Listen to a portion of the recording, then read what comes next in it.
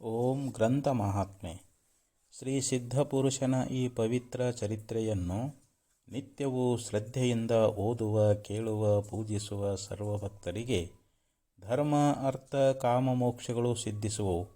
ಸರ್ವ ನಷ್ಟ ಕಷ್ಟಗಳು, ಸರ್ವ ಪಾಪ ತಾಪಗಳು, ಚೋರ ವೈರಿ ವಿಷ ಭೂತಾದಿ ಭೀತಿಗಳು ಬಯಲಾಗಿ ಸರ್ವದಾ ಸಕಲ ಸನ್ಮಂಗಳಿಂದ ಕೂಡಿದ ಸುಖ ಸೌಭಾಗ್ಯಗಳು ಒದಗಿ ಬರುವವು. ಗುರುಕೃಪಾಪೂರ್ವಕ ಶ್ರವಣ ಮಾಡುವುದರಿಂದ ಶಾಂತಿ, ದಾಂತಿ, ವಿವೇಕ, ಜ್ಞಾನ, ಸದ್ಭಕ್ತಿಗಳು ಸಂಪ್ರಾಪ್ತವಾಗುವು. ಈ ಗ್ರಂಥವನ್ನು ತನ್ನ ಇಷ್ಟದೇವತಾ ಮಂತ್ರದೊಡನೆ ಗಂಧ, ಅಕ್ಷತೆ, ಧೂಪ, ದೀಪ, ನೈವೇದ್ಯಗಳಿಂದ ಪೂಜಿಸಿ ಪ್ರತಿ ಅಧ್ಯಾಯದ ಪ್ರಾರಂಭದಲ್ಲಿ ಗ್ರಂಥ ಮಹಿಮೆಯನ್ನು ಪಠಿಸಿ ಸ್ಮರಿಸಿ ನಂತರ ಪಾರಾಯಣ ಮಾಡಿ ಮಂಗಳ, ವಿಭೂತಿ, ಪ್ರಸಾದಗಳನ್ನು ಭಕ್ತಿಯಿಂದ ಸ್ವೀಕರಿಸುವುದು ಶಿಷ್ಟರ ಸಂಪ್ರದಾಯವಾಗಿರುವುದು. ಶ್ರೀ ಗಣೇಶಾಯ ನಮಃ. ಶ್ರೀ ಗುರು ಸಿದ್ಧಾರೂಢಾಯ ನಮಃ. 50ನೇ ಅಧ್ಯಾಯ.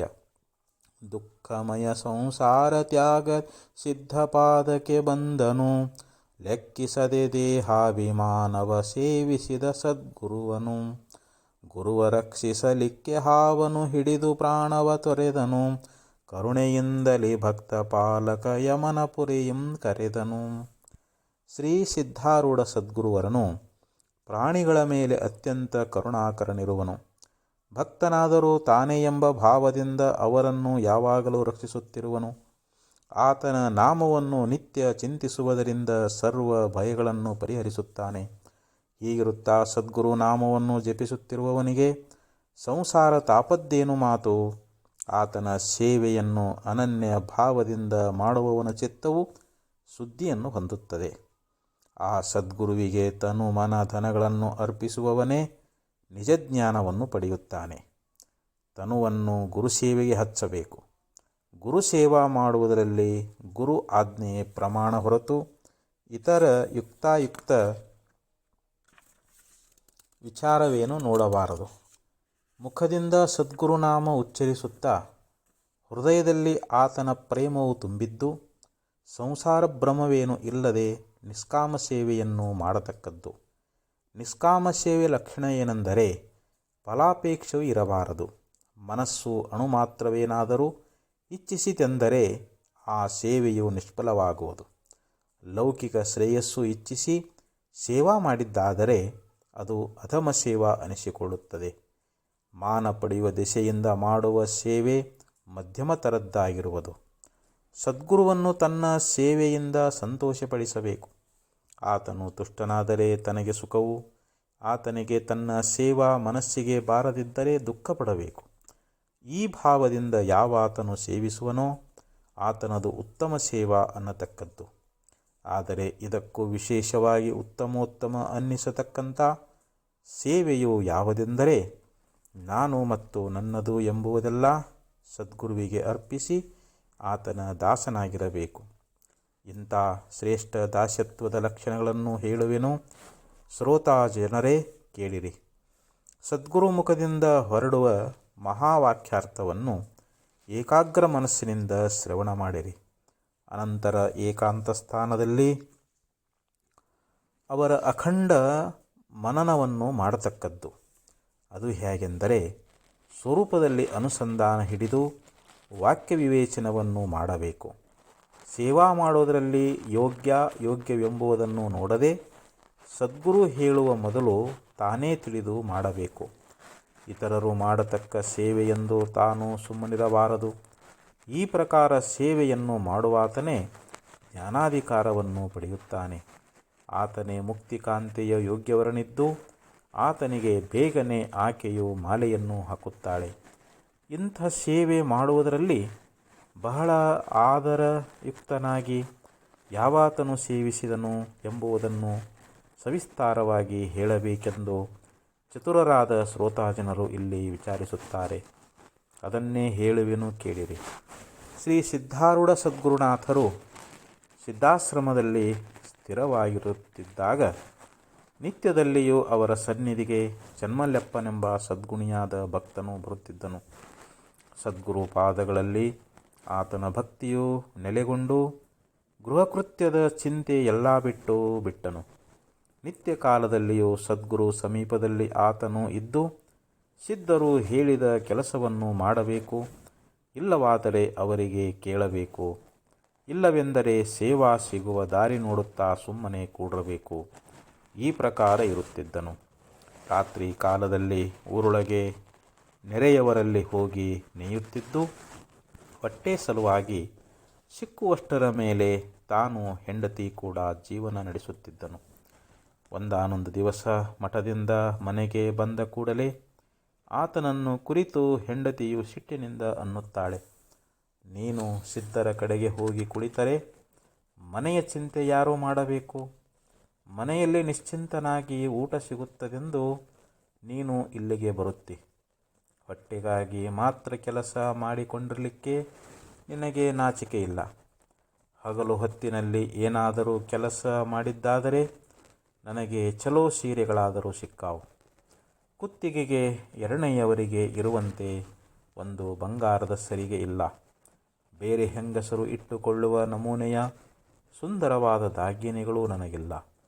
ನಿನ್ನಂಥ ದರಿದ್ರನು ನನಗೆ ಗಂಟು ಬಿದ್ದ ಮೇಲೆ ಅವನ್ನು ನಾನು ಹೇಗೆ ಕಂಡೇನು? ಈ ಜನ್ಮದಲ್ಲಿ ನಿನ್ನ ಸಂಗತಿ ಸಾಕು. ಇನ್ನು ಮುಂದೆ ಇಂಥ ದುಷ್ಟಗತಿ ನನಗೆ ಬೇಡ. ನಾನು ಎರಡನೆಯವರ ಕೈ ಹಿಡಿದಿದ್ದರೆ ಒಳ್ಳೆಯ ಸ್ಥಿತಿಯನ್ನು ಕಾಣುತ್ತಿದ್ದೆ. ಈ ಮಾತುಗಳನ್ನು ಕೇಳಿ ಅವಳನ್ನು ಕುರಿತು ಚನ್ನಮಲ್ಲಪ್ಪನು, ನಾನು ಬಿಕಾರಿ ಇದ್ದೇನೆಂದು ಈಗಲಾದರೂ ನಿನಗೆ ತಿಳಿಯಿತಲ್ಲ. ಹಾಗಾದರೆ ನೀನು ಸುಖದಿಂದ ಶ್ರೀಮಂತರ ಮನೆಗೆ ಹೋಗಿರು. ನಾನು ಬಿಕಾರಿಯಾಗಿ ನಿನ್ನ ವಚನವನ್ನೇ ಸತ್ಯ ಮಾಡುವೆನು ಎಂದು ನುಡಿದು ತನ್ನ ಮೈಮೇಲಿನ ವಸ್ತ್ರನೆಲ್ಲ ಕಳೆದು ಒಂದು ಕೌಪೀನ ಮಾತ್ರ ಧಾರಣ ಮಾಡಿ ಜೋಳಿಗೆ ತೆಗೆದುಕೊಂಡು ಹೊರಟನು. ಮನೆ ಮನೆಗೆ ಹೋಗಿ ದ್ವಾರದಲ್ಲಿ ನಿಂತು ಶ್ರೀ ಸಿದ್ಧಾರೂಢ ನಾಮದಿಂದ ಕೂಗಿ ಭಿಕ್ಷೆ ಸಿಕ್ಕಿದ ಮೇಲೆ ಹೋಗುವನು. ಜೋಳಿಗೆ ತುಂಬ ಭಿಕ್ಷೆ ತೆಗೆದುಕೊಂಡು ಸಿದ್ಧಾಶ್ರಮಕ್ಕೆ ಹೋಗಿ ಸಿದ್ಧಾರೂಢ ಮುಂದೆ ಇಟ್ಟು ಕೈ ಜೋಡಿಸಿ ನಿಂತುಕೊಂಡನು. ಆತನ್ನು ನೋಡಿ ಸದ್ಗುರುಗಳು, ಇದೇನು ಮಾಡಿದಿ ಎಂದು ಕೇಳಿದ್ದಕ್ಕೆ ಚನ್ನಮಲ್ಲಪ್ಪನು ಸರ್ವವೃತ್ತಾಂತವನ್ನು ನಿವೇದಿಸಿ, ಹೆಂಡತಿಯು ನನಗೆ ವೈರಾಗ್ಯವನ್ನು ಬೋಧಿಸಿದಳು. ಆಕೆಯ ತೀಕ್ಷ್ಣವಾದ ವಚನಗಳಿಂದ ನನ್ನ ಹೃದಯವು ಭೇದಿಸಲ್ಪಟ್ಟು ಸಂಸಾರದಿಂದ ನನ್ನ ಮನಸ್ಸು ತಿರುಗಿ ನಿನ್ನ ಪಾದಗಳನ್ನೇ ದೃಢವಾಗಿ ಹಿಡಿದಿರುವೆನು ಎಂದು ಹೇಳಿದನು. ದಯಾಳವಾದ ಸದ್ಗುರುಗಳು ಆತನನ್ನು ಸ್ವೀಕರಿಸಿದಾಗ ಆ ಚನ್ನಮಲ್ಲಪ್ಪನಿಗೆ ಬಹಳ ಆನಂದವಾಯಿತು. ಅಂದಿನಿಂದ ಚನ್ನಮಲ್ಲಪ್ಪನು ಸದ್ಗುರುವಿನ ಕೂಡ ಮಠದಲ್ಲೇ ಇರುವಂಥವನಾದನು. ನಿತ್ಯದಲ್ಲಿ ಊರೊಳಗೆ ಹೋಗಿ ಭಿಕ್ಷೆ ಬೇಡಿಕೊಂಡು ತಂದ ಅನ್ನವನ್ನು ಸಿದ್ಧರ ಮುಂದಿಟ್ಟು ಅವರು ಕೊಟ್ಟಷ್ಟನ್ನು ಮಾತ್ರ ತಾನು ತೆಗೆದುಕೊಳ್ಳುವನು.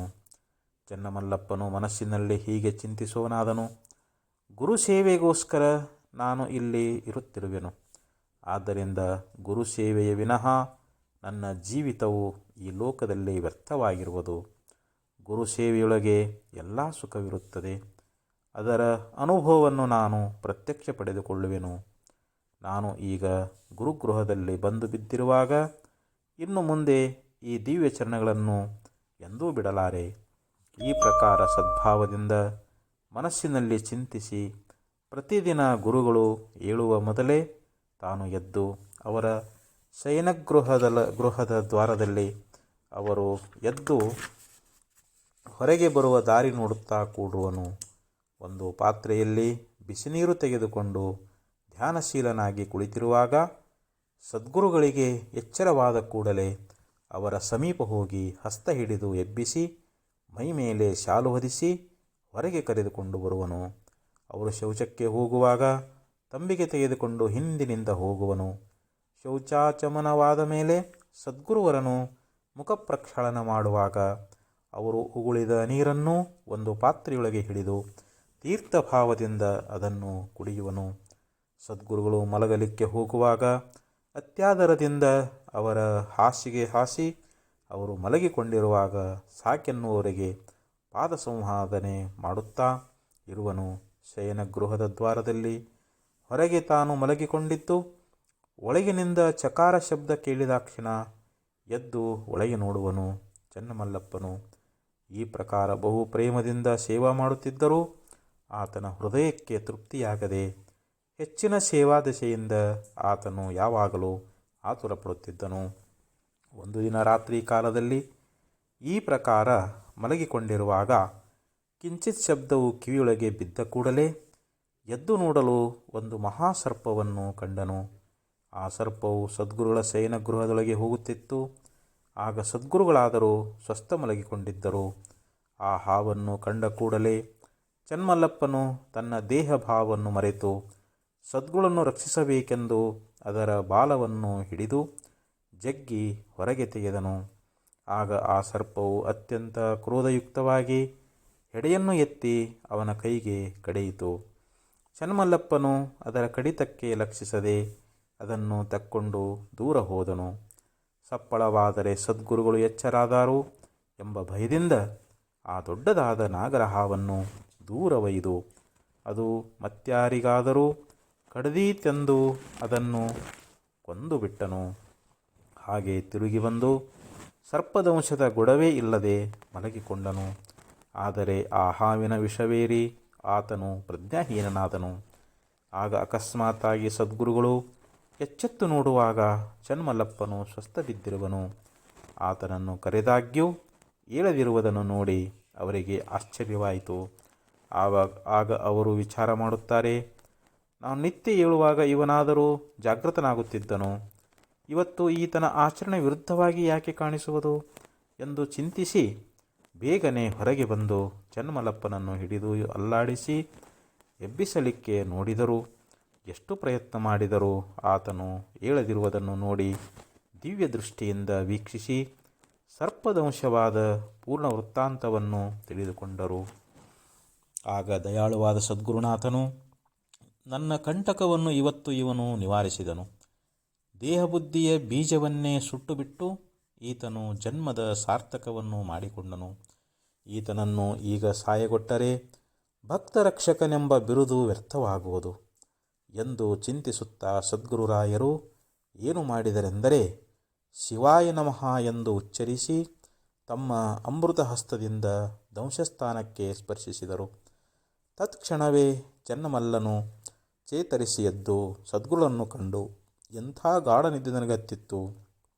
ಸದ್ಗುರುವೇ, ನಾನು ಒಂದು ಅಪೂರ್ವ ಸ್ವಪ್ನವನ್ನು ಕಂಡೆನು, ಹೇಳುತ್ತೇನೆ ಕೇಳಿರಿ. ಯಮದೂತರು ಬಂದು ನನ್ನನ್ನು ಯಮನ ಮುಂದೆ ಒಯ್ದು ನಿಂದಿರಿಸಿದರು. ಅಷ್ಟರೊಳಗೆ ನಿಮ್ಮಂಥ ಒಬ್ಬ ಸಾಧು ಅಲ್ಲಿಗೆ ಬಂದು ಯಮನಿಗೆ ಈತನನ್ನು ಈಗಲೇ ಬಿಟ್ಟುಬಿಡು ಎಂದು ಹೇಳಿದನು. ಕೂಡಲೇ ಯಮನು ಆ ಸಾಧುವನ್ನು ಪೂಜಿಸಿ, ನಿಮ್ಮ ಆಜ್ಞೆ ನನಗೆ ಮಾನ್ಯವು ಎಂದು ದೂತರಿಗೆ ಆಜ್ಞಾಪಿಸಿದನು. ಆ ದೂತರು ತತ್ಕಾಲವೇ ನನ್ನನ್ನು ಇಲ್ಲಿಗೆ ತಂದು ಬಿಟ್ಟರು ಎಂದು ಸ್ವಪ್ನ ವೃತ್ತಾಂತವನ್ನು ಹೇಳಿದ್ದು ಕೇಳಿ ಸದ್ಗುರುಗಳು ಹಾಸ್ಯವದನದಿಂದ, ನೀನು ಸರ್ಪವನ್ನು ಕೈಯಿಂದ ಹಿಡಿದು ಯಾಕೆ ಇಲ್ಲಿಂದ ತೆಗೆದುಕೊಂಡು ಹೋದಿ ಎಂದು ಕೇಳಿದರು. ಅದಕ್ಕಾತನು, ನೀನು ಸರ್ವಜ್ಞನೇ ಇರುವಾಗ ನಾನೇನು ನಿನ್ನನ್ನು ಕುರಿತು ಹೇಳಲಿ ಎಂದು ಉತ್ತರ ಕೊಟ್ಟು ಗುರುಚರಣಗಳನ್ನು ಹಿಡಿಯುವಂತವನಾದನು. ಆಗ ಚನ್ನಮಲ್ಲನು ಅತ್ಯಂತ ಪ್ರೇಮದಿಂದ, ಈ ಶರೀರವು ನಿನ್ನದಿದ್ದು ನೀನೇ ರಕ್ಷಿಸಿ ಸೇವೆಗೋಸ್ಕರ ಇಟ್ಟುಕೊಂಡಿರುತ್ತಿ, ನನ್ನದೇನು ಹೋಗಿಯೂ ಇಲ್ಲ. ಹೀಗಿರುತ್ತಾ ಸುಖ ದುಃಖಗಳು ನನಗೆಲ್ಲಿ ತಟ್ಟುವವು ಎಂದು ಅಂದದ್ದು ಕೇಳಿ ಆ ಸಿದ್ಧ ದಯಾಘನನು ಬಹಳ ಸಂತೋಷಪಟ್ಟನು. ಒಂದಾನೊಂದು ಕಾಲದಲ್ಲಿ ಸದ್ಗುರುಗಳು ಜ್ವರ ಬಂದು ಶಯ್ಯ ಮೇಲೆ ಮಲಗಿಕೊಂಡಿದ್ದರು. ಆ ಸಮಯದಲ್ಲಿ ಅವರ ಪಾದಗಳ ಕಡೆಗೆ ಕುಳಿತಿರುವನು. ಸದ್ಗುರುಗಳಿಗೆ ಕೆಮ್ಮು ಬಂತೆಂದರೆ ಇವನು ಏನು ಮಾಡುವನೆಂದರೆ, ಅವರು ಶ್ಲೇಷ್ಮವನ್ನು ಉಗುಳುವಾಗ ತಾನು ಬಾಯಿ ತೆರೆದು ಅದನ್ನು ತಕ್ಕೊಂಡು ಇದು ಅಮೃತ ಸಮಾನವೆಂದು ತಿಳಿದು ನುಂಗಿಬಿಡುವನು. ಇದರಿಂದ ಚಿತ್ತಕ್ಕೆ ಅತ್ಯಂತ ನಿರ್ಮಲತೆಯು ಪ್ರಾಪ್ತಿಯಾಗುವುದು. ಅಲ್ಲಿ ಇಡೀ ರಾತ್ರಿ ಕುಳಿತಿರುವಾಗ ಬಹು ಪ್ರೇಮದಿಂದ ಸದ್ಗುರುನಾಥನನ್ನು ಚಿಂತಿಸುತ್ತಾ ಪ್ರೇಮವು ಅನಿವಾರ್ಯವಾಗಿ ನೇತ್ರಗಳಿಂದ ಅಶ್ರುಪಾತವಾಗುತ್ತಿತ್ತು. ಆಗ ಗುರುಸೇವಾ ಹೇಗೆ ಮಾಡಬೇಕಂತ ಮನಸ್ಸಿನಲ್ಲಿ ವಿಚಾರಿಸುತ್ತಾ, ನಾನು ಸದ್ಗುರು ಪಾದಗಳಿಗೆ ಪಾದರಕ್ಷೆಯಾಗುವೆನು. ಹೀಗಾದರೆ ನಿರಂತರ ಆತನ ಚರಣಗಳಲ್ಲಿ ಇರಲಿಕ್ಕೆ ಶಕ್ಯವಾಗುವುದು. ಆತನ ಹಾಸಿಗೆಯಾದೆನೆಂದರೆ ಸದ್ಗುರು ನನ್ನ ಮೇಲೆ ಮಲಗಿರುವಾಗ ಆತನ ದೇಹದ ಸುಖ ಸ್ಪರ್ಶವನ್ನು ನಾನು ನಿತ್ಯ ಭೋಗಿಸುವೆನು. ನಾನು ಆತನು ಹೊತ್ತುಕೊಳ್ಳುವ ಶಾಲು ಆದೆನೆಂದರೆ ನನ್ನನ್ನು ಹೊತ್ತುಕೊಂಡಿರುವಾಗ ಆತನ ಶರೀರದ ಸುವಾಸನೆಯನ್ನು ನಿತ್ಯ ಆಘ್ರಾಣಿಸುತ್ತಾ ಸುಖದಿಂದಿರುವೆನು. ಆತನ ದೆಸೆಯಿಂದ ಈ ದೇಹವನ್ನು ಸವಿಸುವೆನು ಮತ್ತು ಇದರ ಸಲುವಾಗಿ ಅನೇಕ ಜನ್ಮಗಳನ್ನು ತೆಗೆದುಕೊಳ್ಳುವೆನು. ಆತನಿಗೋಸ್ಕರ ನಾನು ಪುಷ್ಪಲತೆಯಾಗಿ ನಿತ್ಯ ಆತನನ್ನು ಪುಷ್ಪಗಳಿಂದ ಪೂಜಿಸುವೆನು. ಈ ಪ್ರಕಾರ ಸೇವಾ ನನಗೆ ಯಾವಾಗ ದೊರಕೀತು ಎಂದು ಚನ್ನಮಲ್ಲಪ್ಪನು ಮನಸ್ಸಿನಲ್ಲಿ ಆತುರಪಡುತ್ತಾ ಕುಳಿತಿರುವಾಗ ಸದ್ಗುರು ದಯಾಳನು ಮೂತ್ರ ವಿಸರ್ಜನೆಗೆ ಎದ್ದನು. ಇದನ್ನು ನೋಡಿ ಚನ್ನಮಲ್ಲಪ್ಪನು, ಸದ್ಗುರುವೇ, ನಿನಗೆ ಹೊರಗೆ ಹೋಗಲಿಕ್ಕೆ ಶಕ್ತಿ ಇಲ್ಲ, ಇಲ್ಲೇ ಕೂಡ್ರು, ಪಾತ್ರೆ ಇಡುವೆನು ಎಂದು ಹೇಳಿ ಏನು ಮಾಡಿದನೆಂದರೆ, ಪಾತ್ರೆ ಇಟ್ಟಿದ್ದೇನೆ ಎಂದು ನುಡಿದು ತಾನೇ ಮುಖ ಪಸರಿಸಿ ಮೂತ್ರವನ್ನೆಲ್ಲ ತನ್ನ ಮುಖದೊಳಗೆ ತೆಗೆದುಕೊಂಡು ಕಟಕಟನೆ ಕುಡಿದುಬಿಟ್ಟನು. ಚನ್ನಮಲ್ಲಪ್ಪ ಶಿಷ್ಯನು ಧನ್ಯನು ಧನ್ಯನು. ಇದಕ್ಕೂ ಹೆಚ್ಚಿನ ಗುರುಸೇವೆಯೂ ಇಲ್ಲವು. ವೇದ ಶಾಸ್ತ್ರ ಪುರಾಣ ಇತಿಹಾಸಗಳನ್ನೆಲ್ಲ ಹುಡುಕಿದರೂ ಇಂಥ ಗುರುಸೇವಾ ಮಾಡುವವನನ್ನು ಕಾಣಲಾರೆವು. ದೇವಾದಿದೇವನಾದ ಆ ಸದ್ಗುರುರಾಯನನ್ನು ಚನ್ನಮಲ್ಲಪ್ಪನು ದೇಹಾಭಿಮಾನವನ್ನು ಪೂರಾ ಬಿಟ್ಟು ತನ್ನವನನ್ನಾಗಿ ಮಾಡಿಕೊಂಡನು. ಇಷ್ಟಾದ ಮೇಲೆ ಆತನಿಗೆ ಸ್ವಯಮೇವ ಆತ್ಮಜ್ಞಾನವು ಗುರುಕೃಪೆಯಿಂದ ಪ್ರಕಾಶಿಸುವಂತಾದ್ದಾಯಿತು. ಇಲ್ಲಿ ಗುರುಸೇವೆಯು ಸೀಮಾ ಹತ್ತಿತು. ಸಿದ್ಧ ಸದ್ಗುರು ಆತ್ಮರಾಮನೇ ಅವತರಿಸಿದ್ದು ಆತನನ್ನು ಈ ಪ್ರಕಾರ ಭಜಿಸಿ ಚನ್ನಮಲ್ಲಪ್ಪನು ಮಂಗಲಧಾಮವನ್ನು ಹೊಂದಿದನು ಎಂಬಲ್ಲಿಗೆ ಸಿದ್ಧಾಳು ಕಥಾಮೃತದೋಳು ಶ್ರವಣ ಮಾತ್ರದ ಸ್ವರೂಪ ಪ್ರವಸ್ ಮಾಡುವಂಥ ಅತಿ ಮಧುರವಾದ ಈ 50ನೇ ಅಧ್ಯಾಯವನ್ನು ಶಿವದಾಸನು ಶ್ರೀ ಸಿದ್ಧಾಳು ಸದ್ಗುರು ಚರಣಾರವಿಂದಗಳಲ್ಲಿ ಅರ್ಪಿಸಿರುವನು.